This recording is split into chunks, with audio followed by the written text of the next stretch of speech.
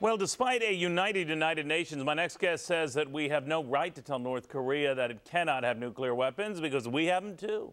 Joining us now is Dr. Marc Lamont Hill, Assistant Professor of Urban Education at Temple University. Professor, thanks for coming. Oh, it's my pleasure, Neil. So we have them, they should have them too? Well, it's not quite that simple. I think the issue here is that right now the entire world is up in arms that North Korea has nuclear weapons, and rightfully so. I mean, we don't want the proliferation of nuclear weapons to happen, to occur, to exist. That's absolutely the case, and I'm not in favor of everyone having nuclear weapons.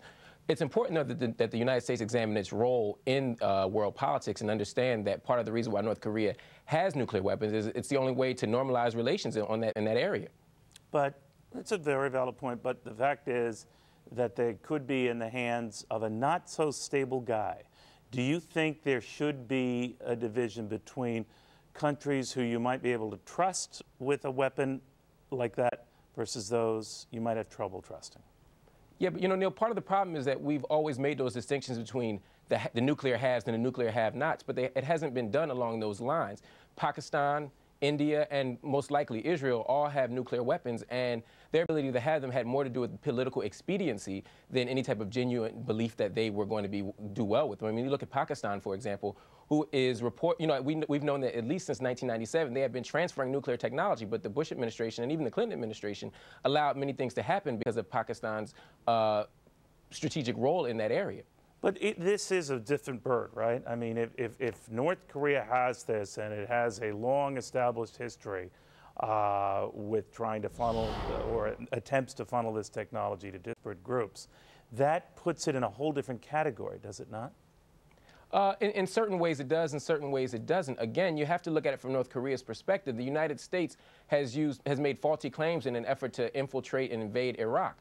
They have a reasonable suspicion, fear that the United States will do the same thing. My fear isn't that. But wait a minute, Professor, to be fair, they've been building and amassing this technology long before our incursion in Iraq. In fact, they were doing this back down into the president's father's years and tried to secure a deal with Bill Clinton. So it's not as if this is some newfound religious fervor on their leader's part to protect themselves, right? Absolutely, but neither is American imperialism. America's desire to expand its empire throughout the world didn't begin and can't be exhausted at the level of the Bush administration. But could I ask you this, Professor? Who would you trust more? Leave the guy who's in the White House out of it, whether it's a Democrat or Republican. Do you trust this country with a weapon of that magnitude or North Korea? Who more? I would likely say the United States under the terms that you're introducing, but I'm not sure that those are necessarily the stakes of the argument. The reality for me is that if North Korea has weapons, and the United States has the similar weapons, that isn't necessarily an issue or a problem. But Professor, the reason why I mention it, I didn't mean to jump on you, but the reason why I mention it is that we tried to score an economic deal with the North Koreans about a decade ago, right? That if you stop advancing this technology, we'll give you economic aid and everything's going to be nice. And so we did that, and they still did this. So your argument that they're doing this in order to secure economic help or recognition kind of falls on deaf ears, right?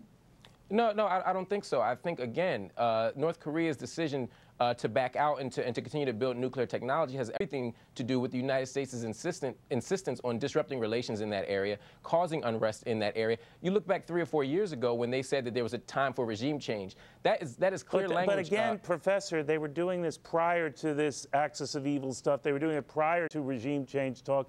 They were doing it prior to this very administration. So they have a history. They have a history of being defiant, right? Maybe even a little nutty, right?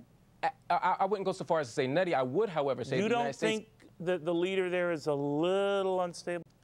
My point here isn't to defend Kim Jong-il or his practices both internally or globally. That's not my claim. My point is that the United States has a tendency to follow a similar pattern as well in terms of, again, engaging in imperialistic practices, in terms of invading other countries and doing things when countries don't have nuclear technology. And so it is perfectly reasonable for them to do that. Also, when you look at the United States, when you look at the nuclear non-proliferation treaty that was brought open for signing in 1968 and put in force in 1970, the idea was that those initial 5 nations would eventually stop producing weapons and ultimately reduce or liquidate them. The United States also hasn't held forth on that, neither of the other nations. There's always been a reason, there's always been an excuse, there's always been a loophole for not liquidating or reducing nuclear technology. In fact, the United States continues to build it.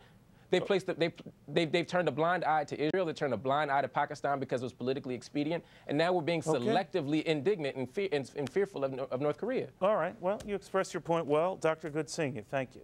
Thank you. All right, well, a CEO pay scandal rocking corporate America, why it could rock everyone's bottom line if changes are not made and soon. And then former Clinton advisor Dick Morris with a stunning prediction about the midterm elections. Is campaign money going to the right places? All of that after this.